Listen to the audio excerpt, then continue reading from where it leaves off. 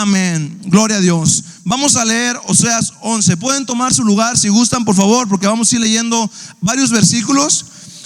Y dice así, dice: cuando Israel era muchacho, yo lo amé, y de Egipto llamé a mi hijo.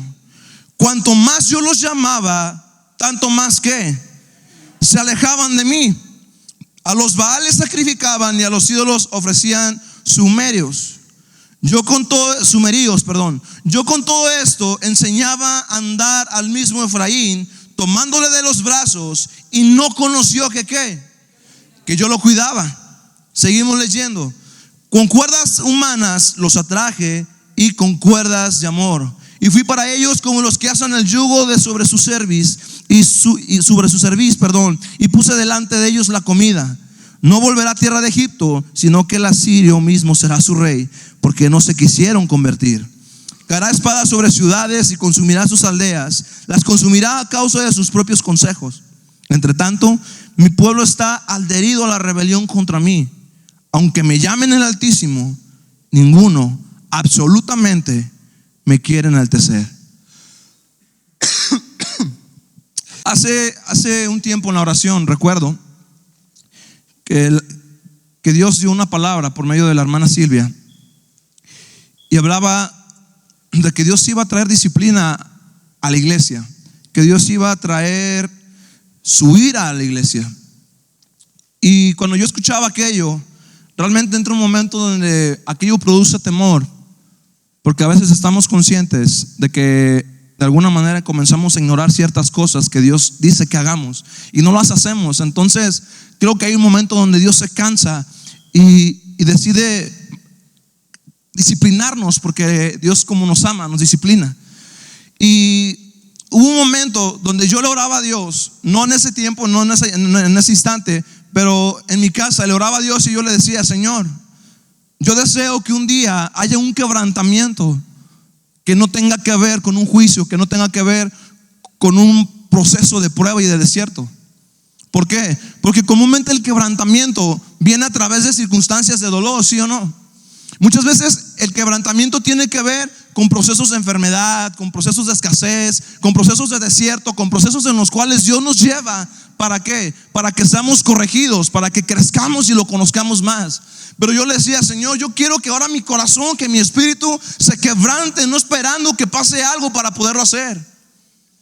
Porque muchas veces, y estoy seguro que la mayoría, hasta que no nos pase algo, decía el pastor acerca de este siervo de Dios que tiene esta enfermedad. ¿Cómo será ahora la intensidad de su oración? ¿Cómo será ahora el nivel de su búsqueda con Dios? ¿Será mayor que la anterior? Puede que sí sea. ¿Por qué? Porque ahora esta enfermedad tiene que ver quizá aún con la muerte. Y él dice: ahora tengo que buscar más a Dios, tengo que buscar de su presencia, tengo que obedecerle más. No sé, hay momentos donde nuestra mente comienza a analizar y nuestro espíritu dice: no, tengo que estar ahí. Pero cuando no hay nada de eso, realmente ¿dónde está nuestro corazón? Es mi pregunta. Y en el libro de Oseas, el profeta Oseas narra, o este libro describe tiempos de apostasía, describe también el corazón de Dios como el esposo de la iglesia, y el corazón de la iglesia, la infidelidad de la iglesia. De hecho, Dios llama a Oseas y le dice que se case con una mujer prostituta. Si no me equivoco, su nombre era Gomer. Y le dice que se case con ella. Y curiosamente, esta mujer una y otra vez volvía a hacer aquello. Y te das cuenta cómo el corazón de Dios es como en el profeta Oseas, que pese a que la mujer volvía y hacía aquello, Dios mantenía su fidelidad. Pero aquí una vez más describe el problema. Se dirige a Efraín. Cuando se dirige a Efraín, se está dirigiendo al pueblo de Israel. Efraín pertenece a una de las tribus de Israel. Cuando dice Efraín, se refiere a él, a Israel. No hay mucha, no tiene que ver si dice Efraín, si dice Israel. Hasta le puedes poner tu nombre si gustas. Pero escucha algo que pasa. En Oseas, que te mencionaba, que hablaba acerca de la apostasía. La apostasía tiene que ver con la gente que creyó en el evangelio o que profesó el evangelio y que en algún momento se desvió del evangelio. Peor aún, ¿sabes qué? Distorsionando la palabra misma. Hay muchos hombres cantantes hoy en día, hay muchos predicadores hoy en día que en algún momento de su vida hacían cosas que creo yo glorificaban a Dios. Hoy en tiempo ya hacen cosas que más bien satisfacen sus deseos, buscan las riquezas, buscan la avaricia, buscan la fama. Y esos tiempos de apostasía no nomás es arriba en una plataforma, también es en la iglesia hoy en día. Porque pese a que estamos aquí adentro, muchas veces ya nuestro corazón no está aquí. Por ende, nos volvemos apóstatas. No sé si me estoy dando a entender. Y en el versículo 7 dice: aunque me llaman el Altísimo, ninguno absolutamente me quiere enaltecer. Me encanta porque menciona que cuanto más yo los llamaba, ¿qué hacían ellos? Más se alejaban. Y déjame te desengloso un poquito eso. Primero dice que Él nos amó, ¿cierto? ¿Nos amó por qué? ¿Alguien sabe por qué nos amó? ¿Por qué nos ama Dios? Alguien dígame por qué. Muy sencillo, porque somos sus hijos. No se vayan lejos. Dios nos ama porque somos sus hijos. Y el ser sus hijos nos da identidad. Di conmigo identidad. Nos da identidad. ¿Y qué pasa? Nos ama, nos da identidad y después nos llama. El llamado tiene que ver con propósito. Si tú no tienes identidad, no tienes propósito. Cuando no conoces tu identidad en Dios, no puedes tener un propósito. Por cuanto Dios te ama, porque eres su hijo, te llama, ¿cierto? Cuanto más nos llamaba, más nos alejábamos, o más nos alejamos. Cuanto más nos llama, más nos alejamos. Nos enseñó a andar, dice, nos enseñé a andar. Dice, pero no conocieron que yo los cuidaba.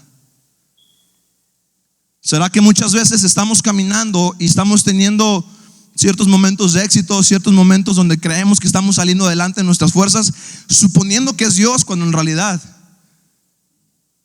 sabemos o entendemos que en algún momento ya no lo hemos considerado ni en nuestras decisiones, ni en nuestros propósitos, ni en nuestras metas? Entonces nos enseñó a andar y no conocimos que Él nos cuidaba. ¿Te acuerdas de Sansón? Que él hacía, pero no se daba cuenta de que la presencia de Dios ya no estaba con él. Te puedo poner otro ejemplo como Saúl, que gobernó, si acaso, sus primeros años siendo guiado por Dios, y de pronto comienza a hacer las cosas a su manera y a sus fuerzas, y en sus fuerzas, perdón, y Dios ya no está con él. 2 años nada más, de 40, 38, 45 años gobernó. Fíjate, entonces 43 años caminar sin Dios, creo que sería devastador, ¿no? Si un día, como el salmista David dijo, que es mejor un día en donde, en sus atrios. Imagínate un solo día fuera de sus atrios, lo que para él representaba.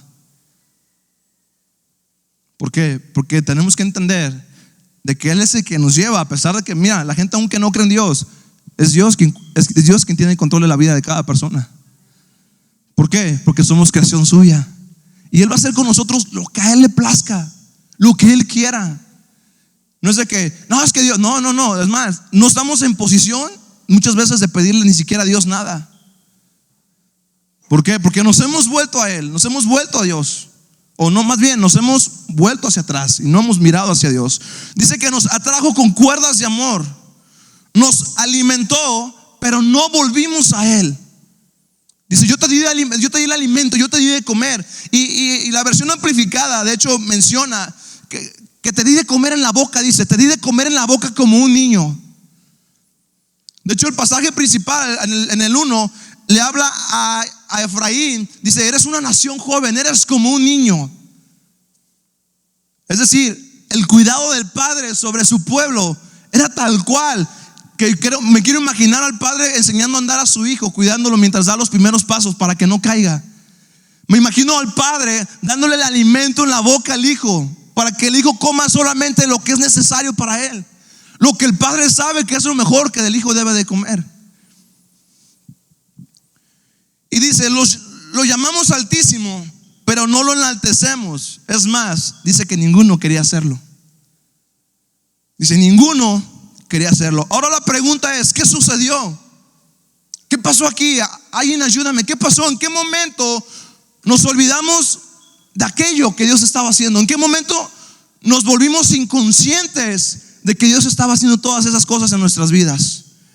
¿Cuándo decidimos vivir de esa manera? Es mi pregunta. ¿Por qué? Porque lo que somos en lo íntimo, en lo privado, se manifiesta evidentemente ¿en dónde? En lo público. Aunque muchas veces vengamos con apariencia de piedad, no es suficiente. Nuestra apariencia no es suficiente, no puede engañar a nadie. Y quizá algún despistado puede ser ahí, el hermano es muy de oración, el hermano es muy de esto. Quizás sí, pero acuérdate que cada uno de nosotros impartimos algo. Y cuando no impartimos nada, aunque tengamos cara de santidad, no ayuda eso. Entonces la pregunta es una vez más, ¿cuándo decidimos vivir así? ¿En qué momento perdimos la conciencia de que Dios nos llamaba, de que Dios nos amaba, de que Dios nos daba de comer en nuestra boca, de que nos enseñaba a caminar? ¿En qué momento nos olvidamos de las obras grandes que ha hecho el Señor por nosotros? Y apunté una frase de una predicación que una vez el pastor nos compartió y decía: no podemos venir a Dios con un corazón sucio, dividido y endurecido. Una vez más te lo digo, no podemos venir a Dios con un corazón sucio, dividido y endurecido. Oseas capítulo 10 versículo 2, por favor, atrasito. Oseas 10 versículo 2 dice: está dividido su corazón. División tiene que ver con dos objetivos distintos, visiones diferentes. Queremos ver la gloria de Dios, pero no podemos hacerlo con un corazón endurecido, con un corazón dividido, con un corazón sucio. Salmos 101, por favor. Salmos 101.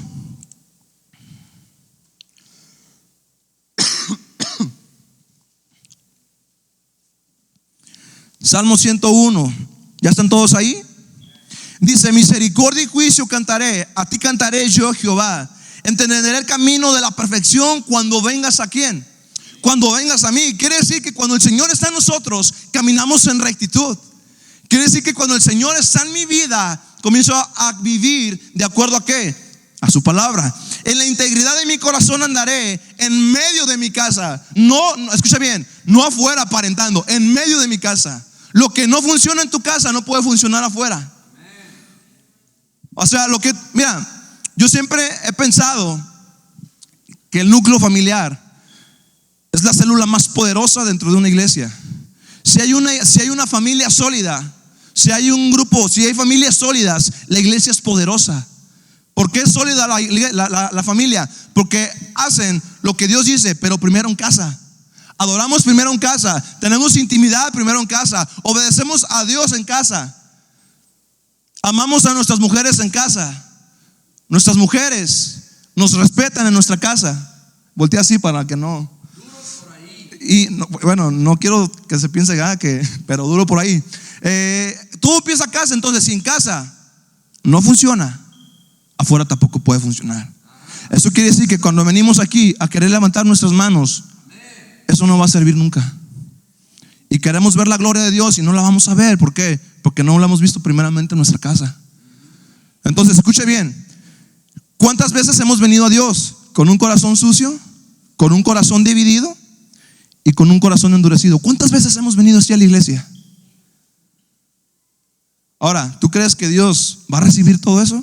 Oye, hermano Moy, pero se supone que voy a la iglesia pues para que Dios reciba de mí y Dios me... No, es que hay una gran diferencia. Solamente Dios puede recibir de ti algo, al menos que vengas con un corazón arrepentido. Escucha bien, una cosa es que vengas a humillarte y la otra cosa es que vengas a ofrecerle. Cuando vienes a ofrecerle es porque ya vienes con un corazón, con manos limpias, corazón puro, es el que puede subir al monte de Jehová. Cuando vienes a humillarte es porque has reconocido que has fallado. Vienes y te arrepientes: Señor, te necesito. Y Dios trae su gracia, te restaura, te levanta. Y ahí es donde tú tienes que comenzar de nuevo, para que en casa se manifieste el gobierno de Dios. Y después vengas aquí y le ofrezcas a Dios adoración, y le ofrezcas a Dios alabanza. ¿Por qué? Porque es la alabanza que Dios recibe. Es lo que Él va a recibir. Por eso venimos a la iglesia, porque si estoy en pecado, vengo para que el Señor me restaure. Pero también vengo a dar acción de gracias. Entraré por sus puertas con acción de gracias, con alabanza en mis labios al Señor. ¿Por qué? Porque grandes son sus obras y sus maravillas.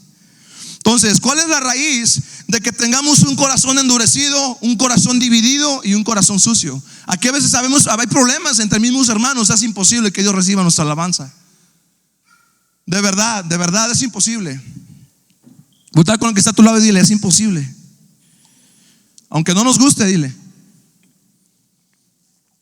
Te voy a decir por qué es imposible.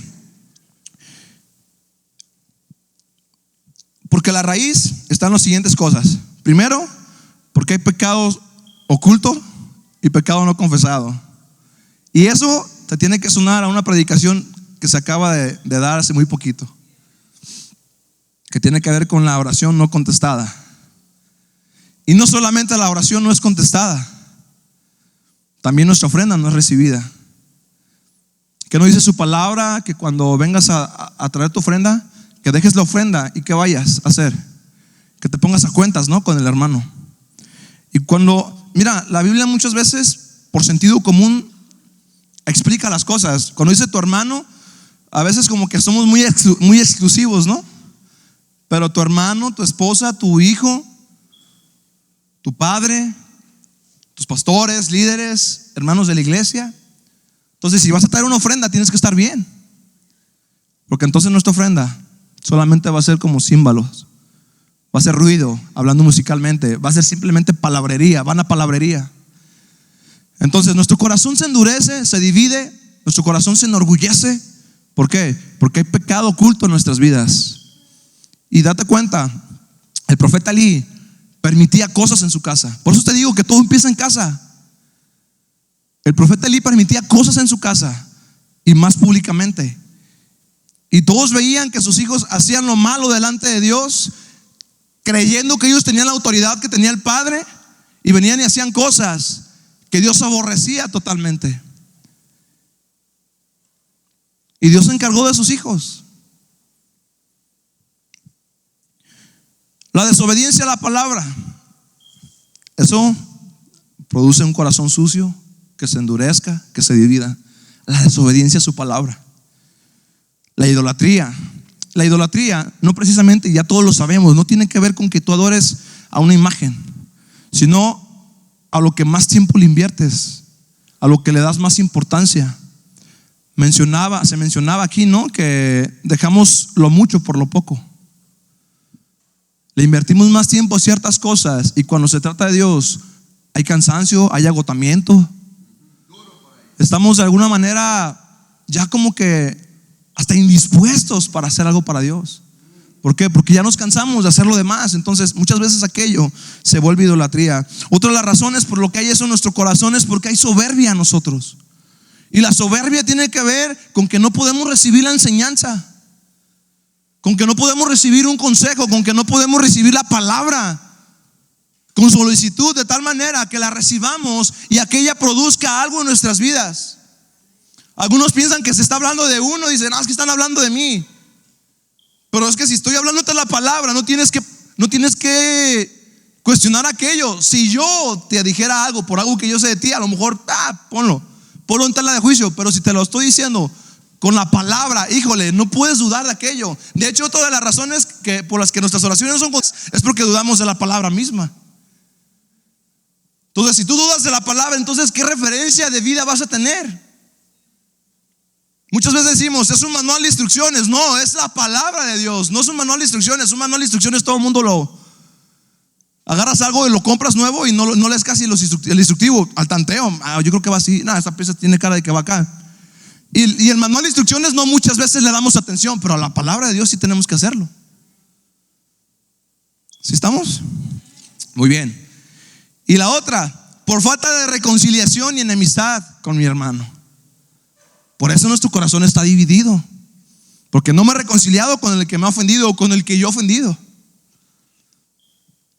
Entonces imagínate que vengamos a Dios así y queramos que Él reciba. Por eso leíamos en el pasaje de Oseas que le llamamos altísimo, pero no lo enaltecemos. En pocas palabras, de nada te sirve que le adores y le digas tantas cosas si todas las anteriores que te acabo de mencionar están en nuestra vida, causando que nos dividamos, causando que nuestro corazón se endurezca y causando que nuestro corazón se vuelva soberbio y orgulloso. Entonces, ¿en dónde está el problema? El problema está en ¿qué? En la respuesta a Dios y a su palabra. También lo acabamos de aprender eso. De hecho, lo dijo el pastor. La deficiencia está en la respuesta hacia Dios y hacia su palabra. Si la palabra no es importante para mí, pues mucho menos va a ser importante querer aplicar algo que no me interesa. ¿Por qué? Porque no le encontramos un sentido, porque no le encontramos un deleite a lo que hacemos. Y cuando pasa todo esto, iglesia, entramos a un estado de frustración y de fatiga. ¿Por qué? Porque hay muchas cosas que a veces tú te das cuenta que tienes que cambiar. A veces hay muchas cosas que tú sabes. Mira, que yo te predique esto no me hace a mí perfecto, no me hace ni mejor, es más.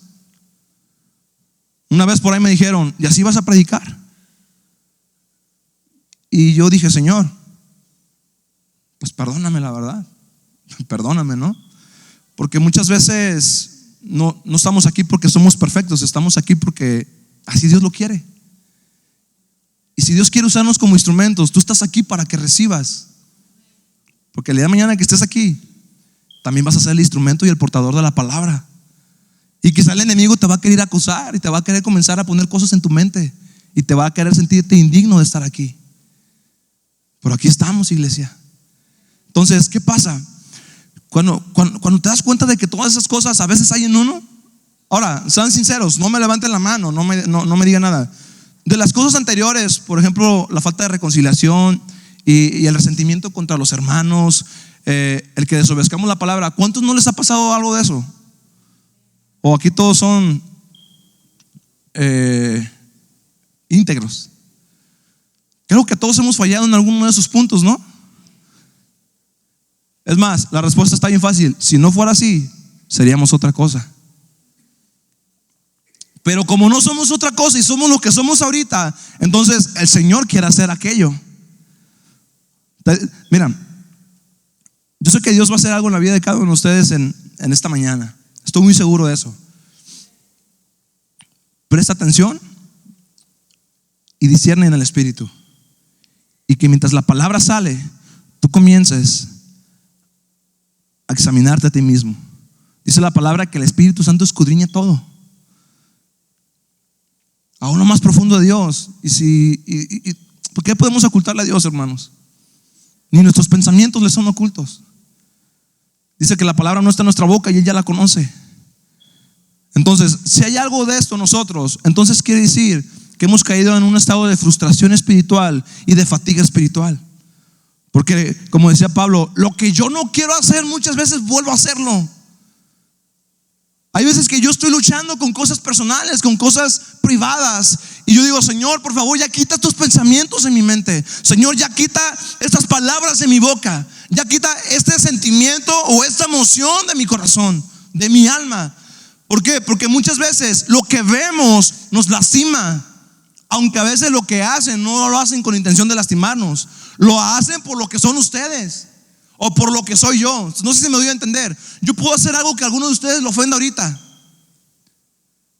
pero esa no es mi intención. Sin embargo, yo recibí aquello y lo tomé personal, y automáticamente aquello viene a mí y se comienza a poner como un obstáculo. Y ese tipo de obstáculos hay día con día en nosotros. ¿Por qué? Porque nos estamos enfrentando con situaciones, con adversidades, con circunstancias, con necesidades, con aflicciones, ¿cierto o no? A ver, ¿alguien ha pasado por aflicciones? ¿Alguien ha pasado por necesidades? ¿Alguien ha pasado por circunstancias difíciles, situaciones difíciles? Todos hemos pasado por ahí. ¿Y sabes qué? Aquello nos va fatigando, nos va cansando. ¿Por qué? Porque aparte de que enfrentamos todo eso, tenemos que vencer ¿qué? Al viejo hombre, las tentaciones, al mundo, mi yo, al enemigo. Es decir, hay una lucha todos los días, iglesia. Por ende, no estás exento de que te pasen este tipo de cosas que estoy hablando ahorita. No estás No eres inmune a todo eso. Todos pasamos por ahí. ¿Por qué? Porque en el caminar del creyente, en el caminar del cristiano, existen procesos. Y muchas veces tomamos decisiones porque Dios nos da la libertad de tomarlas, pero no nos da la libertad de cambiar las consecuencias. Escúchame bien. Dios nos da la libertad de que tomamos decisiones, ya sean basadas en su palabra o basadas en nuestros propios criterios y nuestra propia prudencia. Cuando hacemos esto, nosotros no podemos cambiar ya las consecuencias. Pero escucha bien, las consecuencias van a ser buenas o van a ser malas de acuerdo al criterio que tú tomaste para tomar tu decisión y de acuerdo a la sabiduría que empleaste para usar la libertad que Dios te ha dado. ¿Cómo está esto? Sí, Dios te da libertad de que elijas, pero la única libertad que Él no te da es de que cambies las consecuencias de la decisión que tomaste. Porque tarde o temprano las consecuencias nos van a alcanzar, aunque la gracia y la misericordia de Dios ya nos hayan abrazado. Dios perdona nuestro pecado, sí, ya lo perdonó, pero quizá va a haber consecuencias del pecado que cometimos. Eso no quiere decir que Dios es malo, eso quiere decir que Dios es justo. Entonces, si en mí hay todo este tipo de luchas, hay ese tipo de circunstancias, pues entonces, ¿qué debo de hacer, Moy? ¿Te das cuenta que esta es la raíz de por qué muchas veces tenemos el corazón sucio, el corazón endurecido, el corazón indiferente? Y muchas veces tu indiferencia es hacia con Dios por causa del hombre, es lo peor. Ves algo que no les gusta de la iglesia, de quien sea, y automáticamente deduces que ese es el carácter de Dios, es el carácter de Dios, y no es así. No es que el hermano sí, el hermano es así, pero Dios es diferente. Entonces agarramos todo ese tipo de cosas y venimos a la iglesia a ofrecerle a Dios, y lo único que hay en nuestro corazón es resentimiento, dolor, orgullo, soberbia, altivez. Algunos por 30 años de cristianos ya nos creemos los profetas, ya nos creemos los sabios, los eruditos, los ancianos. Y un anciano no está hecho por el tiempo que tiene de evangelio, está hecho por la sabiduría que ha aplicado a su vida. Yo tengo desde los 9 años yendo a la iglesia. Estamos hablando de que tengo prácticamente 20 años. Eso no me hace anciano, que voy para allá. Pero si lo aplicara todo ese conocimiento en el primer año, imagínate en 20 años cómo sería. Yo creo que flotaba por aquí. Uno que otro ala me saliera, ¿no? Pero como no estoy exento, y como caigo también a esa lucha. ¿Alguien tiene luchas aquí? ¿Alguien tiene tentaciones? Todos somos tentados. Todos somos tentados. ¿A qué? Pues de acuerdo a nuestra vieja concupiscencia, las cosas que más nos gustaban. ¿Y cómo vencemos eso, iglesia? ¿Cómo podemos? Eso no quiere decir que ya cuando se vence aquello ya estamos inmunes. No, aquello sigue. Hace un tiempo les hablaba de Amalek, del reino de Amalek, y les mencionaba que este pueblo amalecita le hizo la vida imposible al pueblo de Israel durante un buen de tiempo. Y aunque el pueblo de Israel vencía a los amalecitas seguían ahí. Y la amalecita era el obstáculo principal para que el pueblo de Israel alcanzara sus propósitos. Y así como los amalecitas, había otros 7, 8 imperios, reinos que también se oponían. Y pon el nombre que tú quieras, pero cada día hay una oposición para que no hagamos lo que nos conviene. Cada día hay algo que se manifiesta para que no hagamos lo que el Padre quiere que hagamos, para que no hagamos su voluntad. Y viene la tentación y de repente y sabes que aquello te gusta, pero ahí es donde determinas si es mejor obedecer a Dios o si es mejor la decisión que vas a tomar. Y pones en balanza esto y dices, creo que vale la pena más lo otro. Y acuérdate que casi la mayoría pecamos en oculto, No todos pecamos en público, casi la mayoría lo hacemos todo en oculto. Por eso decía que muchas veces en casa permitimos cosas que en la casa sabemos que hay y que aún así no las cortamos. Y a veces nos preguntamos por qué me está yendo como me está yendo, por qué tengo tanta maldición, por qué Dios no me bendice, por qué Dios no me prospera, por qué Dios no me lleva. Porque en casa estamos permitiendo el pecado. Y el pecado, dice la Biblia, que nos separa de Dios. Entonces, en tu intimidad, en la parte oculta solamente puede habitar uno de dos. Escucha bien: la presencia de Dios o el taller de Satanás. Así de fácil. En lo oculto solamente puede haber eso: o la presencia de Dios o el taller de Satanás. ¿Por qué la presencia de Dios? Porque dice su palabra que vayamos a nuestro cuarto, a nuestra habitación, y en lo secreto, como lo hizo Jesús en el desierto, en lo secreto, como lo hizo Moisés en el desierto, en lo secreto. Dice que vayas tú en lo secreto, cierra la puerta y comienza a Dios. ¿Por qué? Porque cuando estás buscando a Dios, de repente va a llegar un pensamiento así de esto, y dices: oh no, Dios, quita esto, Señor, yo quiero adorarte, yo quiero bendecirte. Y va a haber una lucha. Pero cuando se establece la presencia de Dios ahí, esos pensamientos tienen que huir. Lo que se levanta tiene que huir, versus que usas el lugar de tu intimidad para hacer las cosas malas. El lugar secreto para que comiences a maquinar cosas. Porque si bien la lucha está muchas veces en nuestra mente por los pensamientos que nos invaden, imagínate tú con esos pensamientos y a solas. Las infidelidades, ¿dónde se dan? En lo oculto. ¿Sí o no? Y más pecados que podemos hablar se dan en lo oculto.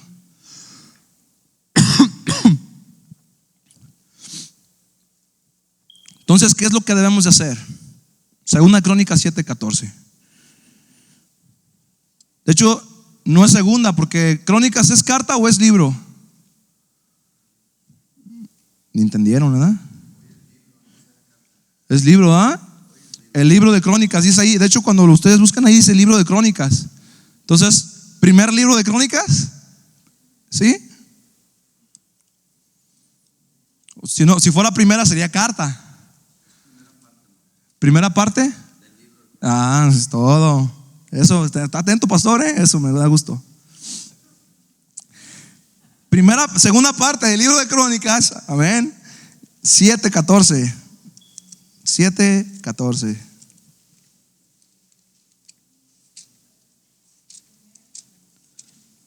Segunda dije, ¿no? Segunda parte.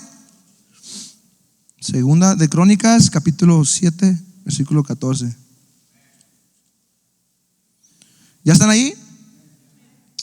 Y dice así: si se humillare mi pueblo, sobre el cual mi nombre es invocado, y oraren y buscaren mi rostro, y se convirtieren de sus malos caminos, entonces yo oiré. ¿Desde dónde? Desde los cielos, y perdonaré ¿qué? Sus pecados, y sanaré su tierra. ¿Te acuerdas en el Nuevo Testamento, en los evangelios, que muchas de las ocasiones cuando Jesús sanaba, ¿qué les decía después de que lo sanaba? Vete y no peques más. ¿Por qué? Porque casi era un hecho, sino que casi el 99% de que los que estaban en enfermedad era por causa del pecado.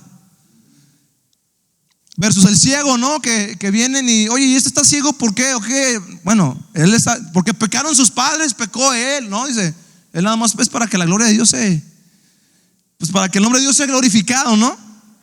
Entonces, me encanta esta parte de Crónicas, porque primero nos dice: si se humillare mi pueblo, pero se supone que mi corazón está endurecido y hay orgullo y soberbia. Y era lo que te decía al principio: si venimos a Él a humillarnos, es porque necesitamos su perdón.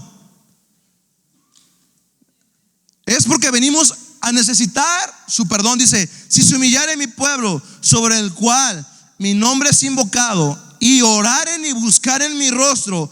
Y aquí empieza la mejor parte: y se convirtieren de sus malos caminos. Convertir tiene que ver con el arrepentimiento, acuérdense, con un cambio de dirección. Voy para el sur, me voy para el norte. Entonces, si se convirtieren de sus malos caminos, entonces ¿qué va a hacer Dios? Dice, Él va a oír. ¿Quiere decir que no los escuchaba?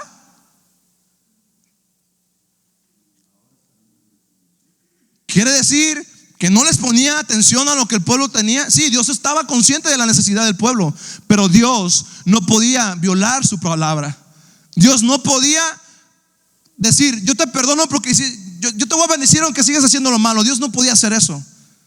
De hecho, ahorita vamos a regresarnos a Oseas, donde vamos a terminar esta palabra, y te vas a dar cuenta por qué Dios no hace lo que debería hacer muchas veces contigo y conmigo. Lo que Dios debería hacer en su justicia, escúchame bien, Lo que Dios debería hacer en su justicia es destruirnos. La verdad. Porque ni tú ni yo tenemos el mínimo derecho de que Dios diga, no, pues ese sí está mejor que el otro. No, de verdad que Dios nos llevaría parejo. Llamémonos como nos llamemos. Al final de cuentas, lo que mereceríamos es que Dios realmente nos destruyera. Pero hay algo que a Él no lo deja hacer eso.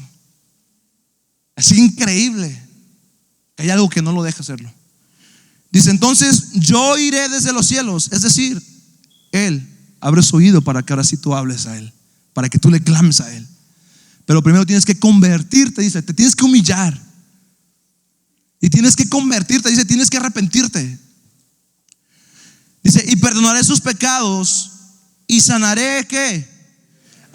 Entonces quiere decir que a causa del pecado hay enfermedad en mi casa, hay enfermedad en mi vida. Y cuando hablo de enfermedad, no precisamente hablo físicamente.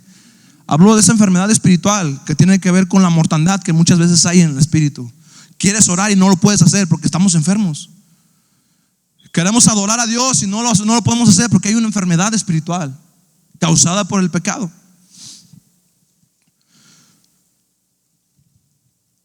Dice, ahora estarán abiertos mis ojos y atentos mis oídos a la oración en este lugar. ¿Cuántos quieren que el Señor ponga sus oídos y ponga atención a la oración de este lugar?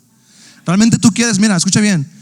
Cuando tú oras, si sabemos que Dios conoce nuestros pensamientos, pero tus pensamientos no son oraciones hasta que no lo hablas.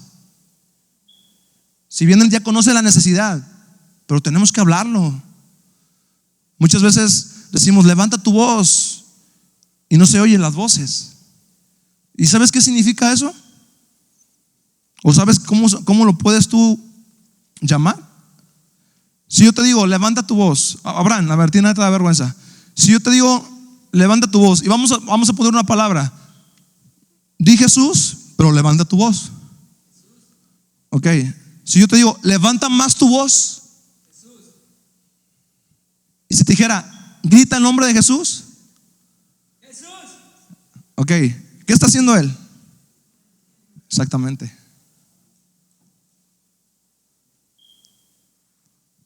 Clama a mí, yo te responderé. Y si no hay respuesta, es que no has clamado exactamente.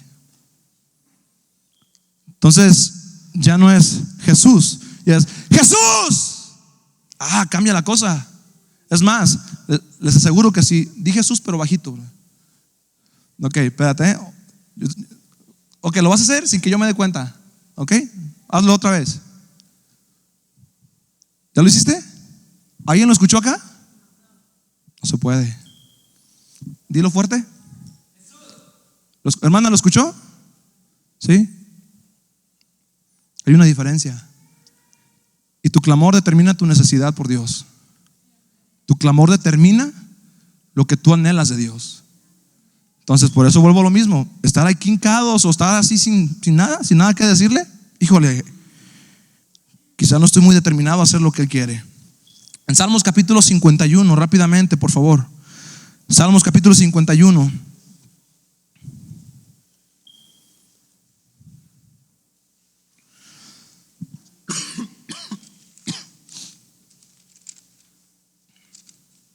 Versículo 1. Y dice así: ten piedad de mí, oh Dios, conforme a tu misericordia, conforme a la multitud de tus piedades, borra mis rebeliones. Lávame más y más de mi maldad y límpiame de mi pecado, porque yo reconozco mis rebeliones y el pecado está siempre delante de mí. Contra ti solo he pecado y he hecho lo malo delante de tus ojos, para que sea reconocido justo en tu palabra y he tenido por puro en tu juicio. Escucha bien esto. Esta oración del salmista David nace en un momento donde él reconoce que le había fallado al Señor. Y su oración, yo no me la quiero imaginar, pero no es como la leí la oración, ¿Te imaginas a un hombre desgarrándose en la presencia de Dios? ¿Te imaginas? ¿Alguien ha llorado Bueno, ¿alguien ha pasado por una situación de amor que le causó dolor y que lloraron? ¿O alguna otra situación que les ha tocado vivir? Bueno, si en algún momento tuviste una situación, una pérdida familiar o lo que tú sea, que te llevó a postrarte y estar llorando y llorando, imagínate esa situación, pero David pidiéndole perdón al Padre y diciéndole: Señor, ten piedad de mí conforme a tu misericordia. Pero fíjate una cosa, dice: porque yo reconozco mis rebeliones. Él reconoce, es decir, vino con humildad. No vino y dijo: perdóname si es que te he fallado, Señor. Perdóname si es que he hecho algo malo. Y muchas veces así venimos delante de Dios: Señor, si te he fallado en algo, te pido que me perdones. Señor, si hice algo que no te agradó, pues te pido que me limpies, ¿verdad? ¿Tú crees que hay un corazón arrepentido ahí? No, hermanos. ¿Por qué? Porque no hemos entendido que el pecado está siempre delante de nosotros. Siempre está delante de nosotros. Y si te vas por favor a Isaías, vete al libro de Isaías, en el capítulo 64. Isaías 64.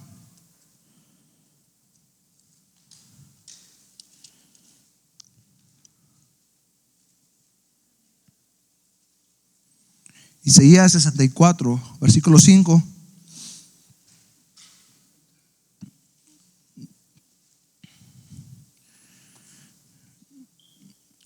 Solamente denme 5 minutitos, por favor, para terminar con el pasaje con el que empezamos. Amén.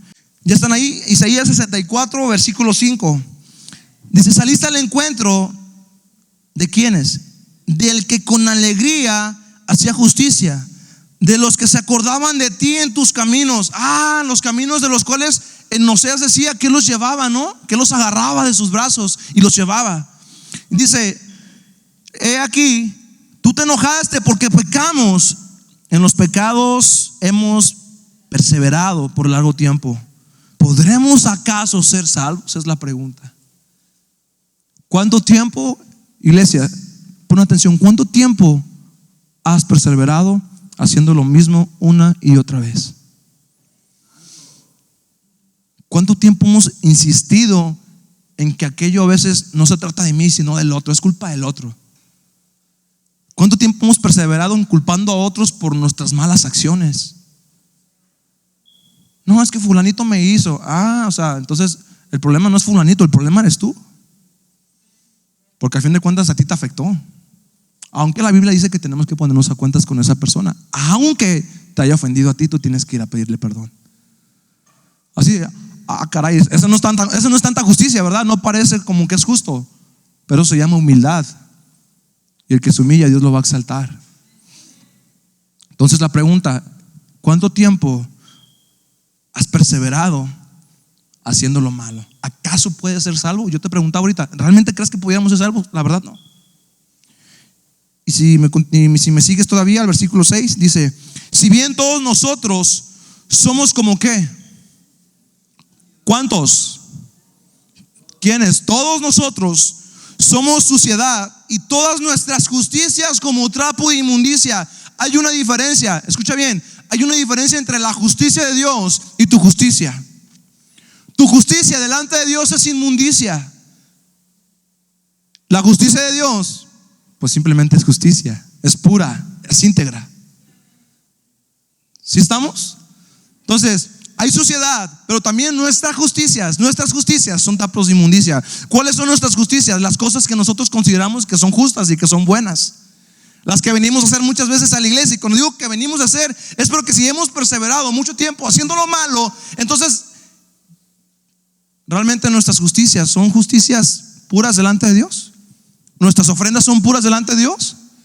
No, hermano, no son. Es que por eso es que yo sí he sentido la presencia de Dios. Eso se llama gracia, misericordia.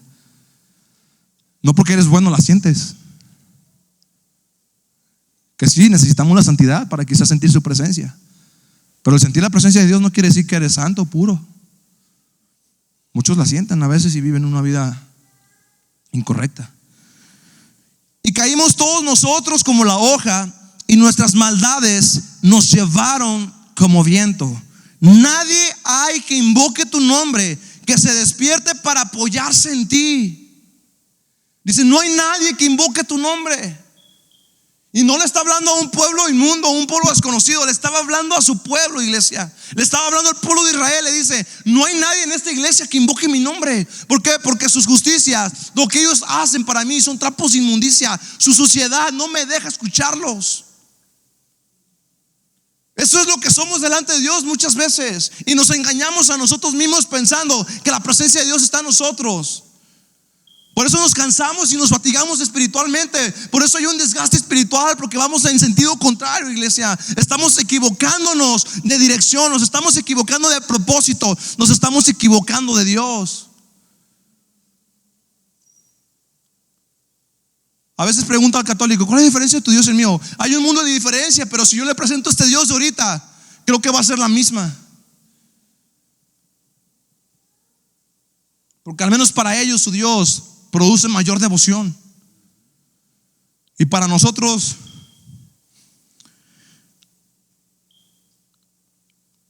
dice: por lo cual escondiste de nosotros tu rostro y nos dejaste marchitar en poder de nuestras maldades. Y esto es doloroso. Nos dejó marchitar. Yo tengo un tiempo pidiéndole a Dios, rogándole a Dios que me deje sentir su presencia. ¿Por qué? Porque me he sentido marchitar. Porque hay momentos donde realmente estoy vacío, hermano. Donde venimos a Dios y Él es el que nos está dejando que nos marchitemos. ¿Por qué? Porque nuestra inmundicia no nos deja ir más allá. Pero es que yo no estoy pecando públicamente, yo no estoy así, pero nuestros pensamientos automáticamente ya es pecado. Porque es la iniquidad que hay en nuestro corazón la que a Dios le desagrada. Hablaba Jesús hablando del adulterio, dijo: con el simple hecho de desearla ya pecaste, no ocupas tener a la mujer enfrente de ti.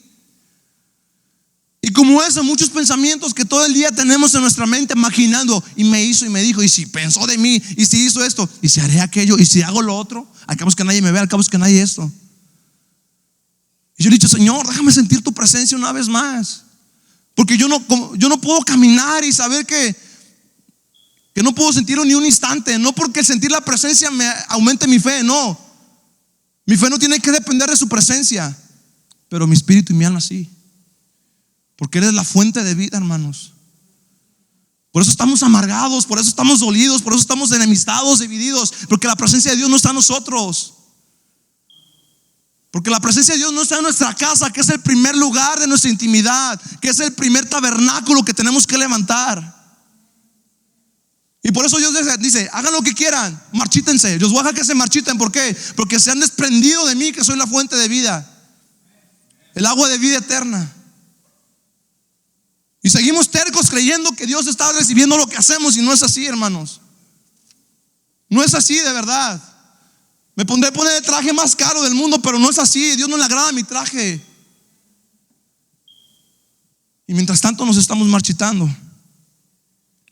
Ahora pues, Jehová, tú eres nuestro Padre, nosotros el barro, y tú eres el que nos formaste. Así que obra de tus manos somos todos nosotros. Y aquí hay una petición de Isaías, y dice: no te enojes sobremanera, Jehová.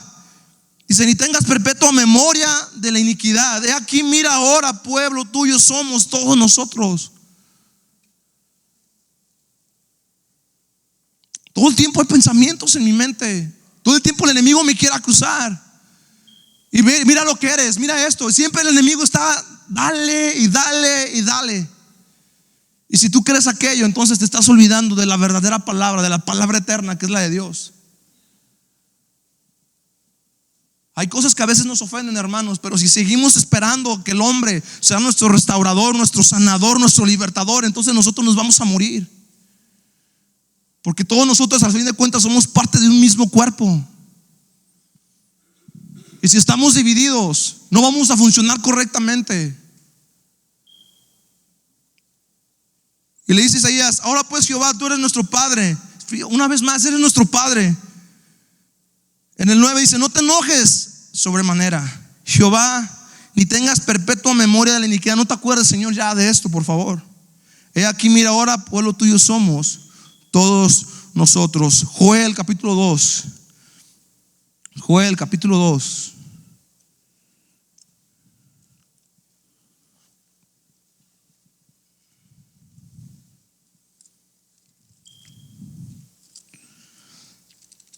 leemos Joel y nos vamos a ir a Oseas para terminar.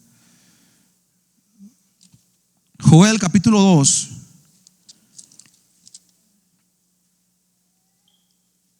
Dice así el versículo 28, escucha bien eso. Y después de esto derramaré mi espíritu sobre toda carne, y profetizarán vuestros hijos y vuestras hijas, vuestros ancianos soñarán sueños, y vuestros jóvenes verán visiones.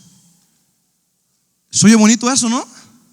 ¿A poco no se oye muy padre una iglesia donde profetizamos, donde hay visiones, donde hay sueños y donde el Espíritu Santo se está manifestando, derramando su espíritu? Se oye muy padre eso, pero eso está bien sacado de contexto, hermano. Estamos bien sacados de contexto cuando leemos este pasaje. Porque si tú lees el versículo 12, ¿qué dice? Por eso pues ahora dice Jehová, convertíos con todo vuestro corazón, con ayuno y lloro y lamento, rasgad vuestro corazón, dice.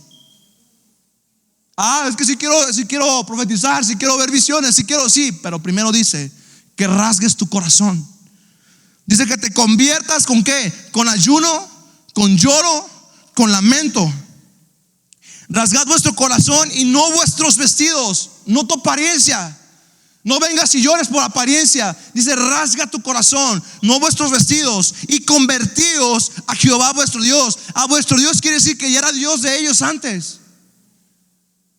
y que se desviaron, y que nos desviamos. Dice, conviértete una vez más a Jehová tu Dios, porque misericordioso es y clemente. Y te preguntaba, ¿por qué crees que Dios no nos ha destruido? Porque Él es misericordioso en gran manera, hermanos. Porque Él es misericordioso, porque Él es clemente, Él es tardo para la ira y grande en misericordia, y que se duele del castigo. Versículo 18. Y Jehová, solícito por su tierra, perdonará a ¿quién?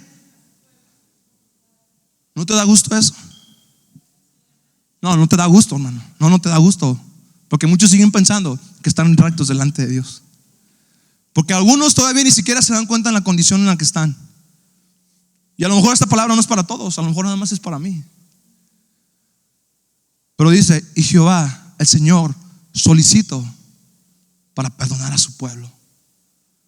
Dispuesto a perdonar a su pueblo. Versículo 21. Dice, tierra, no temas, porque Jehová hará grandes cosas. Ese es el plan de Dios, hermano. Él te llamó, pero primero te amó, y porque te ama nos perdona. Ahora quiere decir que porque nos perdona puedo volver otra vez a lo que estoy haciendo. No, porque si vuelves una vez más a lo que el Señor hoy va a perdonar, y Dios va a restaurar, y Dios va a quitar de tu vida, entonces van a venir 7 espíritus mayores y tu condición va a ser peor. Y créeme, quizá a lo mejor Dios ya no va a hacer ni el intento por sacarte de ahí, porque somos tercos. Al menos mientras tengas vida vas a tener la esperanza de volver a Él. Pero qué tal si cuando regreses una vez más a lo inmundo, a lo sucio, ahí quedas.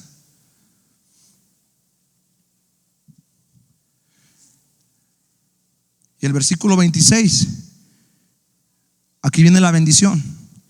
Comerás hasta saciaros, y alabaréis el nombre de Jehová vuestro Dios, el cual hizo maravillas contigo, hermano. Y nunca jamás será mi pueblo avergonzado. Y conoceréis que en medio de Israel estoy yo, y que yo soy Jehová vuestro Dios, y no hay otro, y mi pueblo nunca jamás será avergonzado. Y después de esto, ¿qué dice? Derramaré mi espíritu sobre toda carne. Es que, pastor, jamás Dios ha bendecido a un pueblo infiel. Jamás Dios ha bendecido a un pueblo rebelde, un pueblo soberbio, un cristiano altivo, soberbio. Jamás Dios lo ha bendecido. Dios jamás ha bendecido a alguien que vive en pecado. Si tenías bendición ahora no la tienes, examínate. Muchas veces el éxito afuera no quiere decir que es porque Dios te lo está dando. Hay éxito que adquirimos y no es de Dios. Pero toda la palabra sin excepción siempre está condicionada a tu corazón, iglesia. ¿Por qué? Porque si realmente Dios actuara como tú y yo actuaríamos, Dios ya nos hubiera consumido desde antes. Así como muchas veces nos comemos al hermano, como muchas veces lo crucificamos, así como muchas veces lo aniquilamos con nuestras palabras y nuestros pensamientos y nuestros sentimientos hacia el hermano. Si así pensara Dios, imagínate cómo estaríamos. No, ni estaríamos. Oseas, y ahí es donde termino. Oseas capítulo 11. Atrasito, hermanos, nada más dale atrás una página o dos. Oseas capítulo 11. Y te voy a leer el versículo 8. Y con esto terminamos. Dice así: ¿cómo podré abandonarte, oh Israel, oh Efraín, oh Antioquía? ¿Te entregaré yo, Israel? ¿Cómo podré yo hacerte como Adma o ponerte como a Seboim? ¿Sabes quién es Adma y quién es Seboim? Adma no es Asma, es Adma. Adma y Seboim eran ciudades vecinas de Sodoma y Gomorra. Me quiero imaginar que estas dos ciudades eran como cuando vas a Guadalajara, y en Guadalajara está Tonalá, Tlaquepaque, Tlajomulco y Zapopan. Algo así me quiero imaginar que era. O si no, un poquito más allí, más retiradito. Pero estas ciudades, junto con Sodoma y Gomorra, fueron destruidas. En Deuteronomio, de hecho, viene hablando acerca de estas dos ciudades que fueron destruidas, tal cual. Entonces, Dios, escucha bien esto, y aquí es donde quiero que realmente entiendas el corazón de tu Padre, el corazón de Dios. Dice: ¿cómo podré abandonarte? O sea, escucha bien Dios diciendo: ¿cómo te voy a abandonar? Me queda claro algo: